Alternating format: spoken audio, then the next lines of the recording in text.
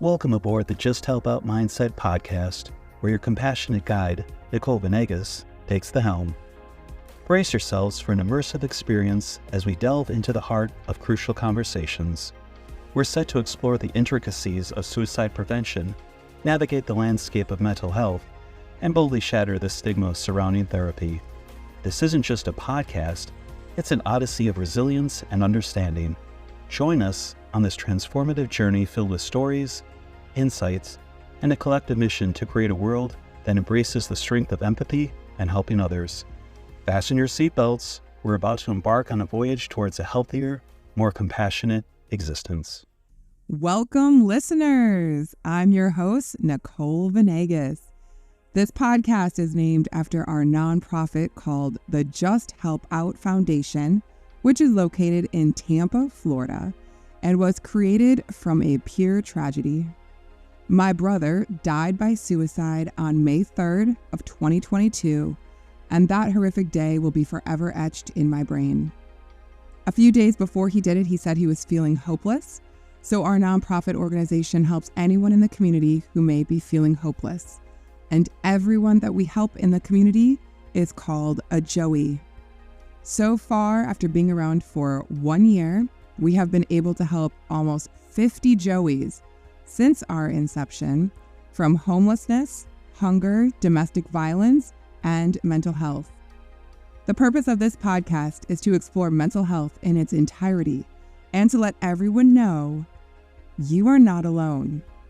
If you think you are the only one suffering from anxiety, depression, OCD, panic disorder, agoraphobia, I challenge you to think again.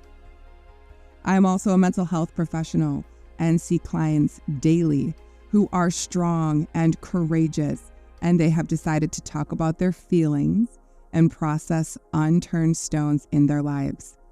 I hope you will do the same with me here today. Welcome to episode number 9 of the Just Help Out Mindset podcast. We are joined today in the studio with an absolutely amazing guest. I'm so excited to introduce you guys to Olivia Peltz. She's a licensed mental health clinician in the state of Florida. She runs a thriving group practice called Sunshine City Counseling.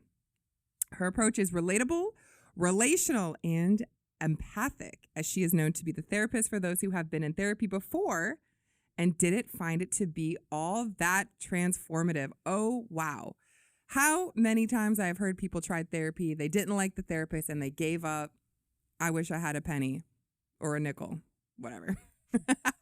She specializes in codependency, attachment, and trauma through her online group coaching platform. So we're going to get deep into this. This is more focused on relationships today as it relates to codependency and trauma, which we see is a growing effect in our community. One of her greatest passions is helping individuals cultivate healthy relationships with themselves and others. And she loves to see people get that wake-up call to be all that they are. Something even more interesting, she got her master's in counseling from the Denver Seminary, but she did her mental health clinician internship in Nairobi, Kenya.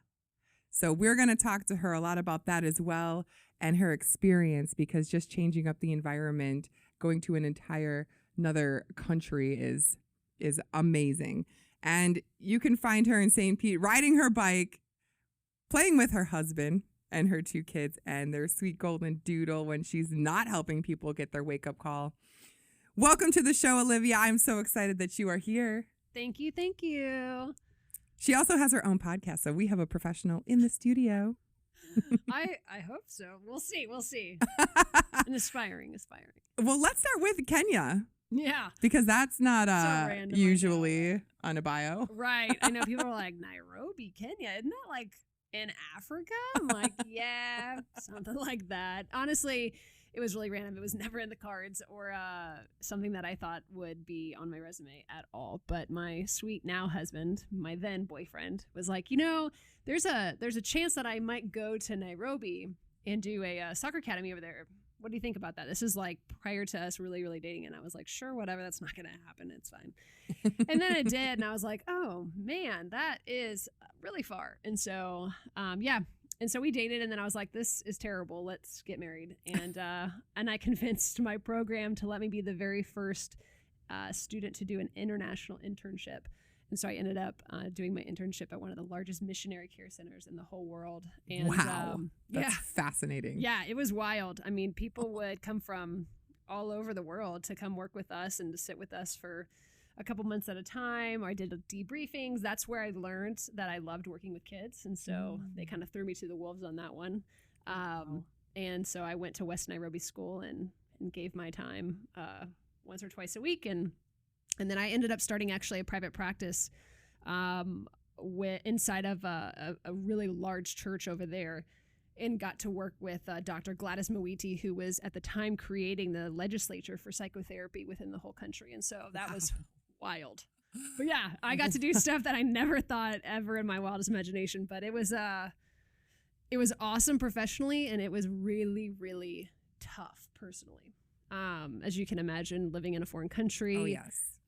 Newly married. My husband was obsessed and loving it, and I was not. My internship site was not that great, but yeah, I mean, we worked it out. And so, I would say so. What an experience, and talk about really being in love. I mean, yes. I don't know if Derek went to Kenya, if I'd go. I'm kidding, Derek. I'd go. He's like, babe. Which is a great segue to relationships, because I don't know about you, probably because this is a pretty big focus of your practice, but relationships are impacting individuals so much. And of course, the whole point of our podcast is to break the stigma of mental health and talking about the F word, feelings. And people don't want to talk about it. Yeah. And so within a relationship, whether you're married or you're dating someone and something comes up, but you don't want to talk about it. Now, we're going to talk about how detrimental that ends up being. But in your experience, how do you see the dynamics of a romantic relationship impact the individual's mental health? Oh my gosh, in every way. Yeah, absolutely. We are hardwired for connection, for authenticity, and for intimacy. And a core desire of every single person is this sense of belonging. And when that is not felt, or when that's not happening at all, then it dramatically, relates back to that individual and the individual stories. And so, for instance, right, like if I have a story around being rejected in whatever capacity, whether it's with friends, whether it's romantic partners or whomever, and this starts happening in my partnership or in my marriage, you can only imagine the ways in which that person is going to be kind of called back to like that 10, 12-year-old little self of theirs, where they feel like they are being rejected, they feel like they're being abandoned, whatever might be.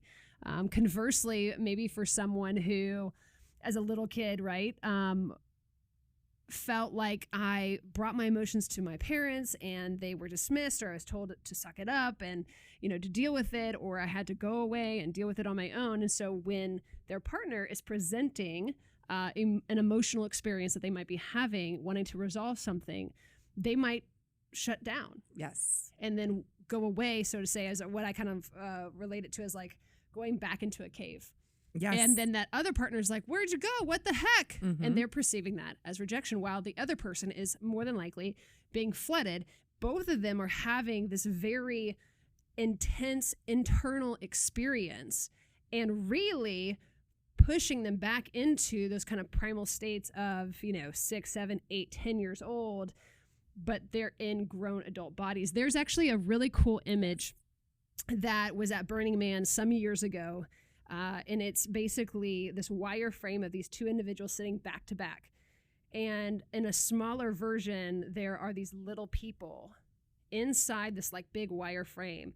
and those two little people are facing each other and touching hands. Oh, And it's this wild representation that where there's conflict, you're not actually dealing with two grown adult people, but you're dealing with two little people that are just so incredibly hurt and lost I love it. and want to have that connection restored again.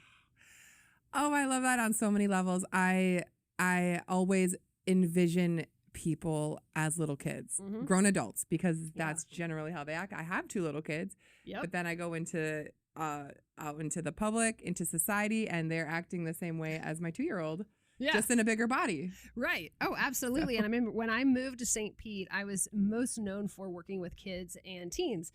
And I loved it. And I did a lot of attachment work in that, and in trauma too. And then when I started having my own kids, I was like, okay, I can't do this after school thing and whatever.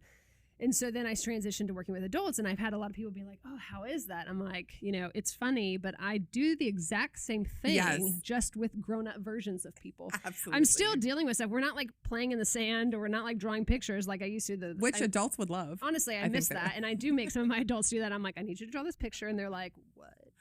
And I'm like, it's fine. It's cool. But so much of our stuff, and this is like a lot of the work that I do when in terms of like the story work, is understanding the arc of our story. Where did I come from? How did I get here? Yes. And where am I going? Oh, I love that so much. And to go back to when there is that conflict, one of my couples counseling professors from my program had said something that has stuck with me. The issue is never the issue. Yeah. It's how we handle the issue. Mm-hmm. And when you think about it, you're like, oh, wait, why? What is the issue? But how am I reacting? And why am I reacting like this? Mm-hmm. And when you take a step back and you kind of look at that, you start to kind of connect the dots, and it all goes back to the emotional flare-ups or emotional irregulation or something that happened from childhood or something that happened previously in the relationship that never got resolved. Right. And now it just keeps coming up. Yep. Oh, absolutely. It's like, the thing that you were arguing about your partner not taking out the trash, or the partner not loading the dishwasher the right way, or the way that they fold the laundry is just so annoying, or, how they're not training their dog. None of these are real life examples from my life, by the way. But, these things are just at the surface. And like, if we could like just treat those, and like we could throw a Band-Aid on things, be like, okay, this is how you should communicate how to do the laundry. This is whatever. And like, that's fine and neat.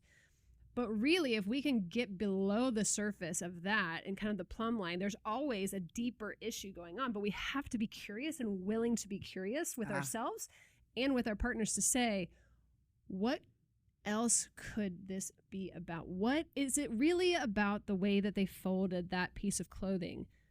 Or is it about something else? I remember when I was in my own like couples therapy at the time, this was a long time ago, but at the time my husband had continuously put my Lululemon, which is a big no-no, into the dryer. We were dirt poor. And I was like, this one pair like of leggings. $1,000. Yeah, I was like, this one pair of leggings. Anyways, I remember we were in therapy, and this was an issue that came up. And the therapist asked me, like, what do you think that's really about? And I started crying, and I said, it just doesn't feel like he's taking the time to notice me. Oh. And then we got to talk about that thing. Absolutely. And to heal that attachment wound of where that had actually stemmed from. Had we just stayed on like, okay, Jonathan, just like put the Lululemon leggings on the dryer rack and just don't put them in the dryer. Okay, I'll try better. Okay, that wouldn't have done anything. Really. Again, the issue is never the issue. Right. Absolutely. It's always something deeper. Yeah, it's so annoying. So I'm trying to figure out why my husband doesn't throw out the garbage. No, I'm just kidding. Yeah. So help me with this one. Riddle me this. I wonder what the real message is with that one. I'll have to ask him when I get home. Does your husband have ADHD? Yeah. I think I do too. Same. I mean, yeah. I've been blessed with a little sprinkling. Some of my employees like to remind me. I'm like, I get it. I am. For sure. I've actually been texting this whole show. No, I'm just kidding. I've actually been Instacarting. I've been shopping on this. I've actually made a couple phone calls. Yeah, oh my gosh. It's so good. So when we talk about long-term relationships, okay, because now that's when it gets neat. Yeah, very neat. I love the word. Yeah. Neat. It gets neat. So we're talking like now we're 5 years into the marriage. 10. How long have you been married? I would just celebrate 12 years. Wow. I know. Congratulations. Holy moly. Yeah, like 14 years together too. Oh, so when I say long term, you get it. Oh, yeah. We're in it. Our producer, though, has got us beat.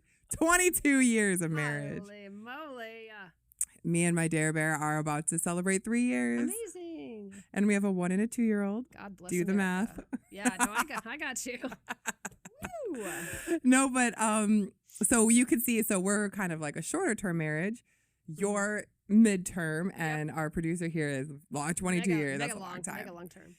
But what are the challenges? What are the challenges as you stay with that same person year after year after year and you get comfortable? Mm-hmm. But then what happens with that communication and the feelings and all the things that were so amazing in the dating phase and in the beginning of the marriage are now like, okay, whatever. Yeah. They're there. That's great. They're like, cool. Yeah, I mean, absolutely. It's a matter, I mean, there's a lot of things, right? I would say from and these are like very loose, vague terms, so don't at me, but like 3 to 7, right, is that phase where you can start to become like roommates or begin to feel that way. Absolutely. And so then we're heading into roommate phase, Derek. You could be. Honestly, for me, I was like, we hit 7 years. We're less of a statistic, you know? And Jonathan's like, I love being married to a therapist. It's so fun. No, but for reals, that's that space of roommates. And it's like, I tell people, it's like everything in our world is set up to have us drift apart. Right? Things from, working outside the home, technology, I mean, all these different things. So it has to be a daily choice to move back towards your partner. And really getting down into, especially if you decide to have children or dogs or anything else in your life, is are we actually performing like a team? I love that. What does that actually look like? Yes. And so when we shifted from, okay, we're roommates, this really sucks. I had really solid girlfriends. He had some solid guy friends. And so we were both kind of getting our emotional needs met in that sense, but not with one another. I was like, okay, something has to change. We need to, 1, spend more time together, but then also 2, like, what's our purpose? Like, what's our mission statement as a family? Oh, mission statement as a family. Yeah, I like love a family of 2, whatever, I love at the it. time. And so it's like, what are we wanting to achieve together that only we can do together that we can't do separately? And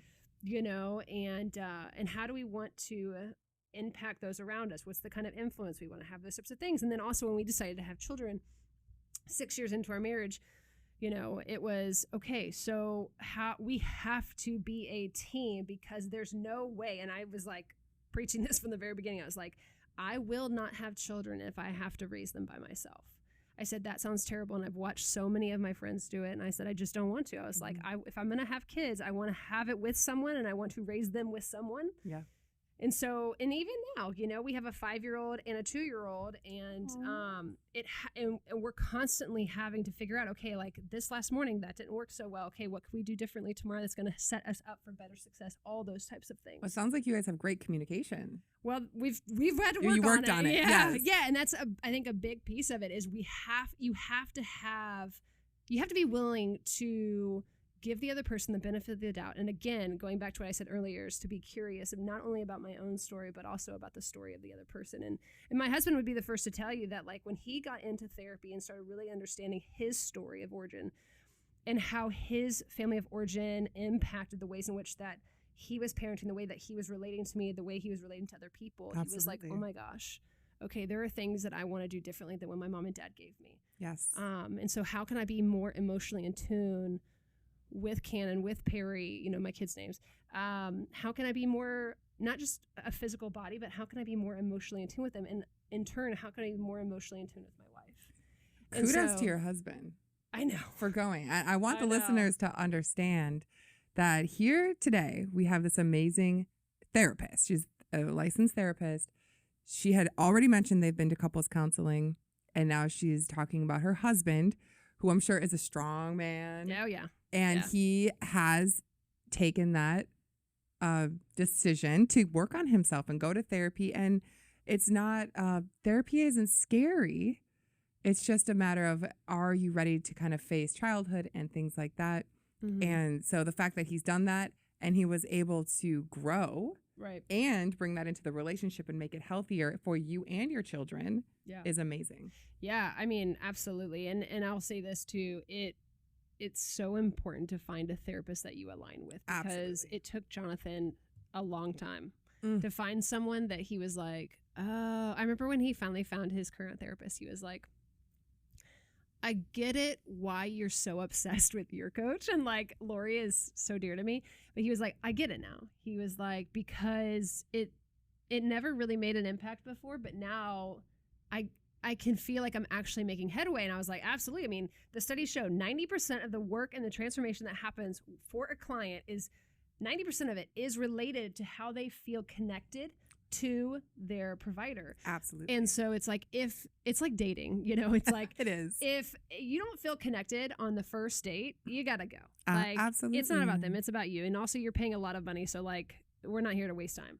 Absolutely. Yeah. I've myself, I now have an amazing therapist, of course, but on the journey to find her, I've had therapists. They just, I spill out all my everything, my emotions and everything. And she didn't say one word the whole session and didn't even look at me. And I was like, what is happening? And like, can you imagine, like, if I was like, okay, well, I tried and that's it. And most people do. Yeah, They're like, okay, I tried, I did the thing, check.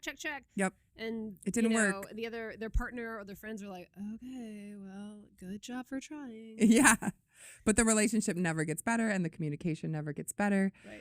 And people are like, well, what's going on? Yeah. So I love that. So you guys are a team. You have a mission statement for the family. I'm going to make Derek come up with a mission statement for our family. But it's a daily effort. Yeah. And I love how you said that, because social media makes it really easy to look at everyone else and say, oh, he's hot, she's hot. Yeah. And, oh, they're better than what I have. Right. I would never say that, Derek.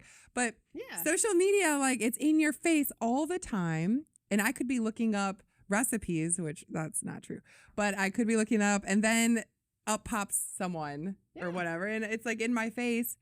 But so it's that effort to always value your relationship and stay in line and stay in tuned and communicate. And that's, I think, a huge part of keeping the relationship alive. Right. And we've also found a lot of value in, I cannot remember the name of them right now, but Esther Perel also has a deck of cards that are like more like intimacy kind of based cards. And there's this one company on Amazon that has them for like coworkers and friends. And if you've been married for a short amount of time, if you've been married for a really long time, if you want spicy ones, you know, and we just got like the basic like couples one on, and that has been really cool. And so Jonathan will pull one out. He always does it at night. I'm always like, man, you gotta stop doing this. Like, my eye mask is on, my nose strip is on, like I'm ready to rock, and you're wanting to have some deep shots. Love that for you and me. I got my CPAP, leave me alone. Right, yeah. So anyways, but maybe not at night when you're both in bed, but like they've been really helpful. Like when we go on date nights, or you know, we order takeout and we're just watching a show together or whatever. And so just the different things, and that's what I think you have to be willing to try different stuff to try to cultivate that long-term intimacy. And it waxes and wanes and it looks different and in different seasons, I think, you know. But it's a matter of am I willing to move towards my partner in whatever capacity? Yes. Am I willing to move towards? Oh, that's perfect. So cards, I love that. So that's a great example. What other examples would you say that is good for relationships to kind of keep it interesting? I think adventures are really fun. You know, traveling together. That's something that Jonathan and I want to get back into doing, because we haven't been able to, because we've been procreating and cultivating these little people.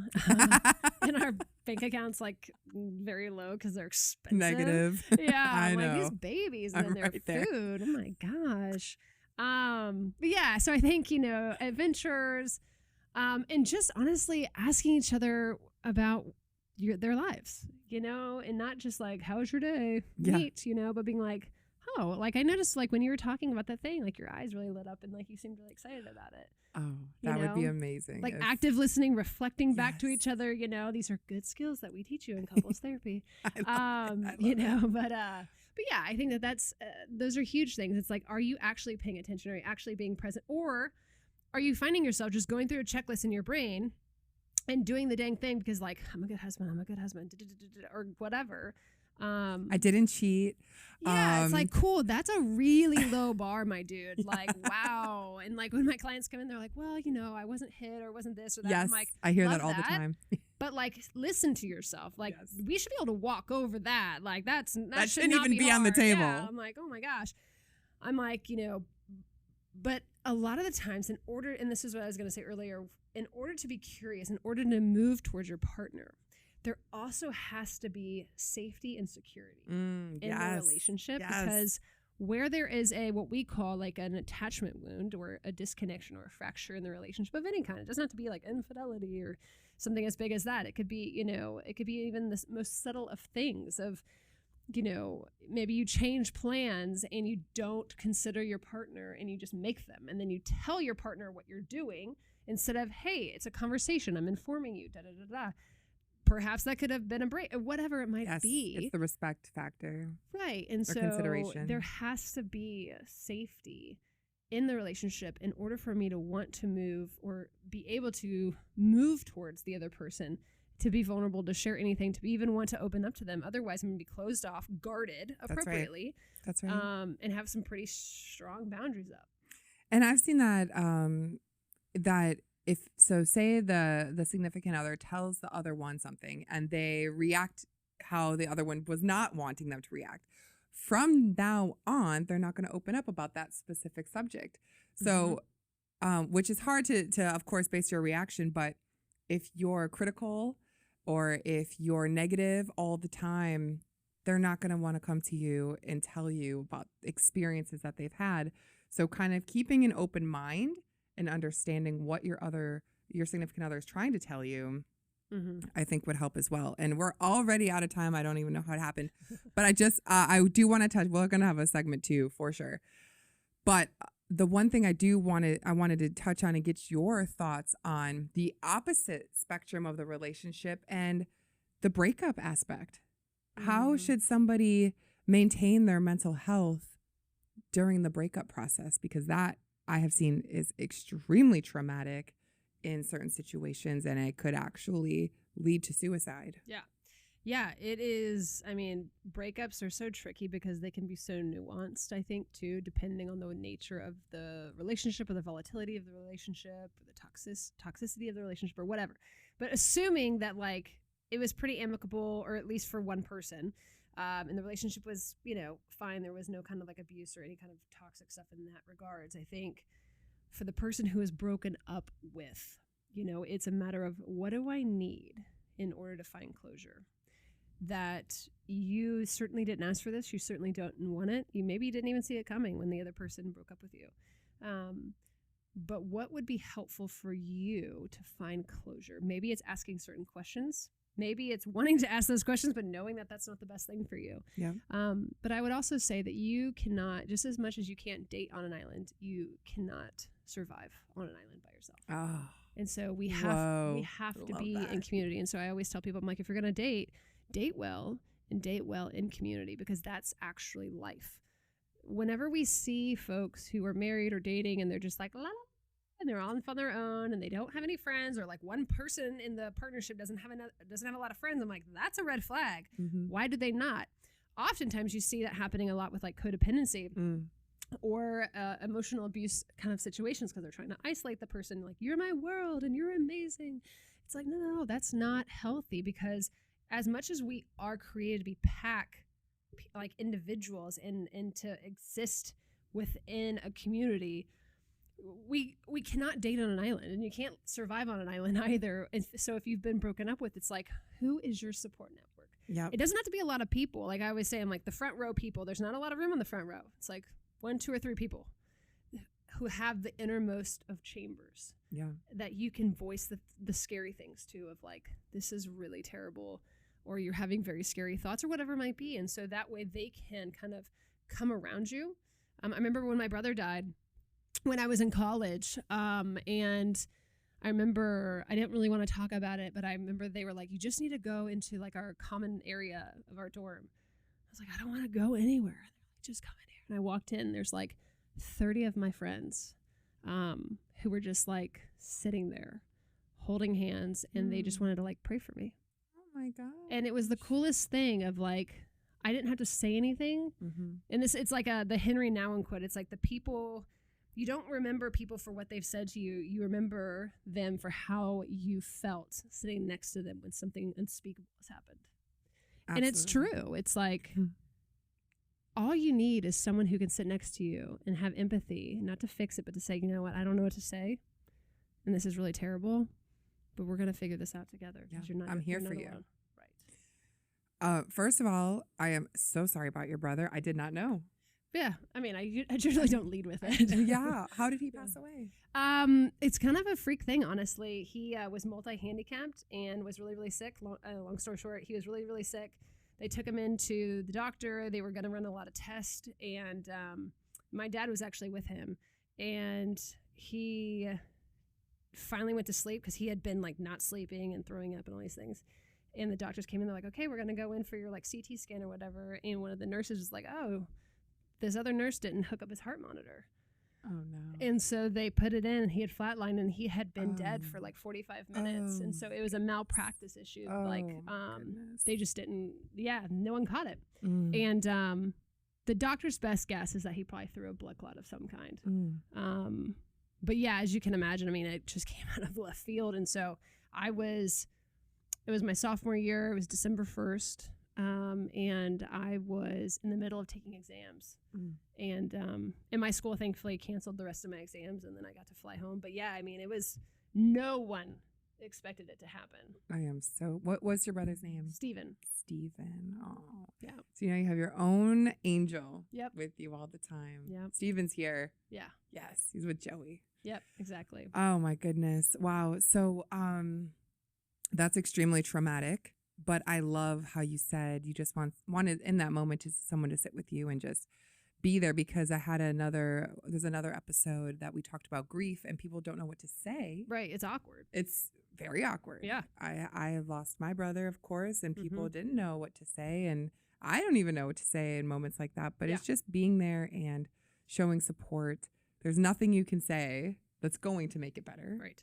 At all. Yeah. Ever. Yep. But just that I know, okay, they've acknowledged it, and that's enough.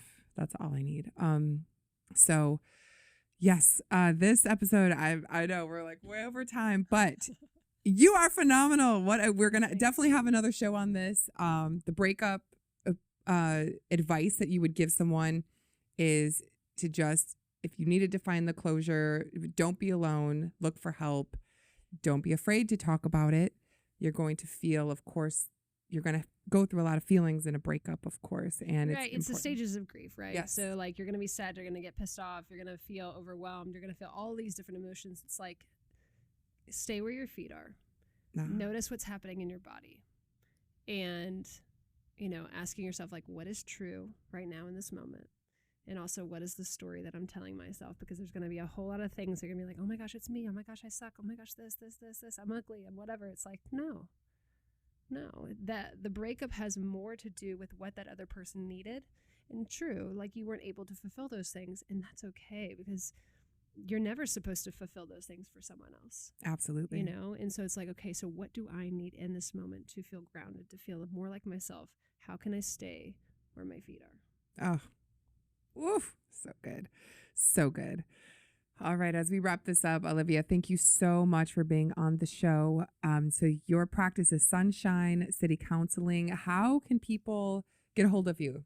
Yeah, so sunshinecitycounseling.com. We're on Instagram at The Sunshine City. I also have my personal Instagram. It's really hard to find. It's called Olivia Peltz, and same on YouTube, all the different stuff. I do a lot of videos talking about all different aspects of relationships, from self-sabotage to anxious attachment styles, avoidant attachment style, all the good, sexy stuff that everyone wants to hear. I know I wanted to get to attachment, and I wanted to get to trauma bonding and codependency, so that's why we'll have another episode for sure.